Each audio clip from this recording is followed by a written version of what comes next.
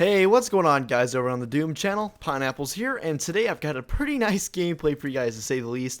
This is a 102-4 with a 97 kill streak, and if I'm not mistaken, I'm pretty sure a 97 kill streak is the highest on any of the new HAVOC DLC maps, but if I'm wrong on that, go ahead and let me know in the comments down below. I very well might be wrong, but from what I can tell just from doing some simple YouTube searches, 97 is the highest kill streak, and I believe it was like a 75 to 80 gun streak too, so this is an absolutely insane gameplay. And you know, one of the reasons I consider this to be impressive is because number one, it's the first time I've gotten 100 kills in a match.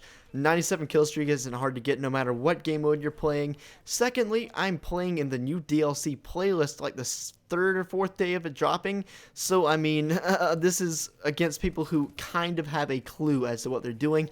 They're obviously not very good, but at least they like care enough about the game to buy the DLC or buy the season pass. But you know, at the end of the day, the players in this lobby were not very good, and I'm pretty sure most of the pub stompers in the community could get this gameplay. But that's enough about the gameplay. If you guys want to go ahead and check out my channel down below, that would be absolutely insane. I would really appreciate any kind of support you guys brought over to the channel. I just hit 3,000 subscribers. My channel is thriving right now, and I would really appreciate it. So you can see there's the DNA bomb. I started the gameplay kind of close in, kind of on like a 20 kill streak. And you see this lobby was so laggy. It was like a 2-bar the whole game.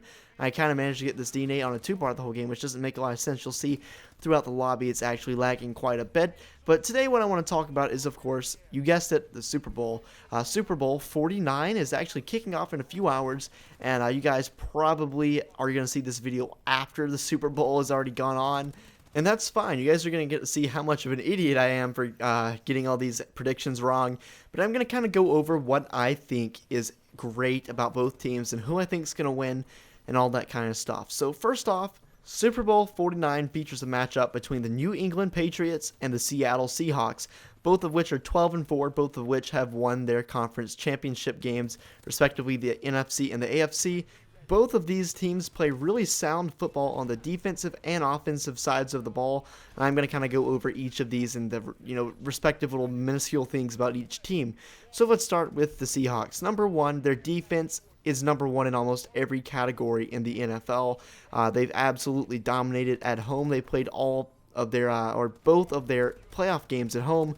Won both of those. They had a remarkable comeback that's going to be replayed many times on the NFL Network against the Green Bay Packers to clinch their run to the Super Bowl.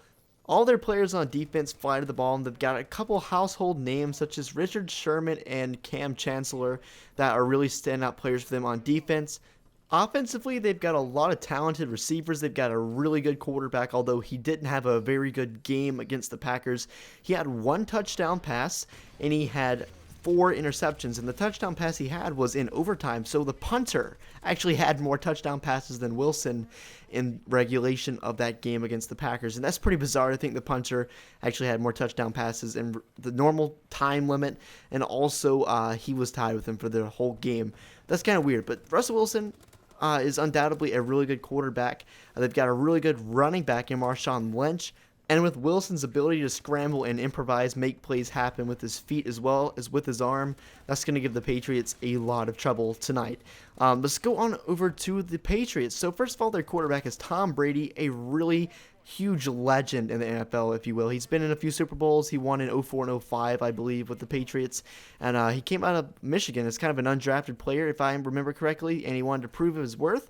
And so far, he's done that and a lot more.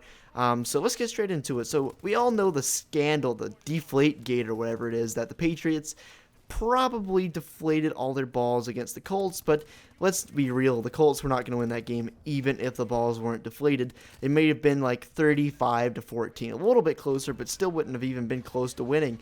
So let's go ahead and throw that out the window. If they cheated, they did it. Oh well, it doesn't really matter. It's over. They're in the Super Bowl now.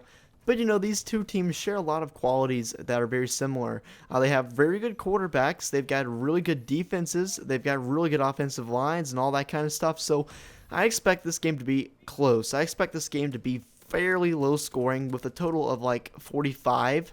This game will not be a lot of scoring because the defenses are just too good and they're not going to allow many scores. So with that being said, I am going to pick the Patriots simply because I think the Patriots are a better team. Granted, what Russell Wilson has been really good, but he hasn't been good the last game he went out. He just didn't have a very good game.